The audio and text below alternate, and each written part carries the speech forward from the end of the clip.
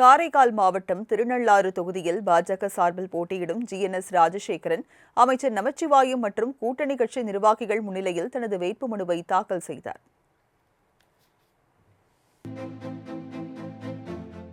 புதுச்சேரியில் உள்ள 30 தொகுதிகளுக்கும் ஏப்ரல் 9ஆம் தேதி ஒரே கட்டமாக தேர்தல் நடைபெறவுள்ளது.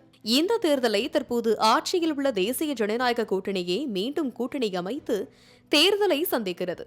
இக்கூட்டணியில் NR காங்கிரஸ் 16 தொகுதிகளிலும், பாஜக 10 தொகுதிகளிலும், அதிமுக லட்சிய ஜனநாயக கட்சி தலா 2 தொகுதிகளிலும் போட்டியிடுகின்றன.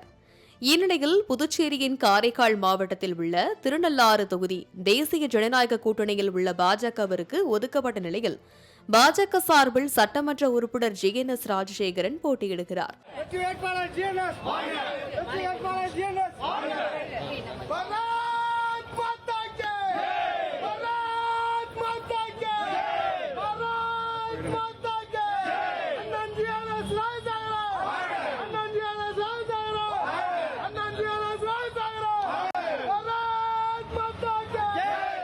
இதற்காக அவர் தனது வேட்புமனுவை இன்று தாக்கல் செய்தார். முன்னதாக இன்று காலை தனது இல்லத்திலிருந்து புறப்பட்ட அவர் அருகில் உள்ள ஸ்ரீ மனோன்மணி ஆலயத்தில் தரிசனம் செய்தார். தொடர்ந்து தனது முன்னோர்களான நடேசன் நாடார், ரங்கநாயகி அம்மாள் ஆகியோரின் நினைவிடங்களில் மரியாதை செலுத்தினார். இதனையடுத்து திருநள்ளாறு தொகுதிக்குட்பட்ட அம்பகரத்தூர் பத்ரகாளியம்மன் ஆலயத்தில் தனது வேட்புமனுவை வைத்து வணங்கி தரிசனம் செய்தார். தொடர்ந்து அங்கிருந்து பிரச்சார வாகனத்தில் கூட்டணி கட்சி நிர்வாகிகள், கட்சி தொண்டர்கள் மற்றும் கூட்டணி கட்சியினர் படைசூழ ஊர்வலமாக சென்றார். அவருக்கு வழி நெடுக பொதுமக்கள் உற்சாக வரவேற்பு அளித்தனர். பின்னர் காரைக்கால் காமராஜர் நிர்வாக வளாகத்தில் உள்ள தேர்தல் நடத்தும் அதிகாரியிடம் அமைச்சர் நமச்சிவாயம் மற்றும் கூட்டணி கட்சி நிர்வாகிகள் முன்னிலையில் தனது வேட்புமனுவை GNS ராஜசேகரன் தாக்கல் செய்தார். தொடர்ந்து செய்தியாளர்களை சந்தித்த GNS ராஜசேகரன் காரைக்கால் மாவட்டத்தில் பாஜக சார்பில் 3 தொகுதிகளில் வேட்பாளர்கள் தங்களது வேட்புமனுவை தாக்கல் செய்துள்ளதாகவும், புதுச்சேரியில் தேசிய ஜனநாயக கூட்டணி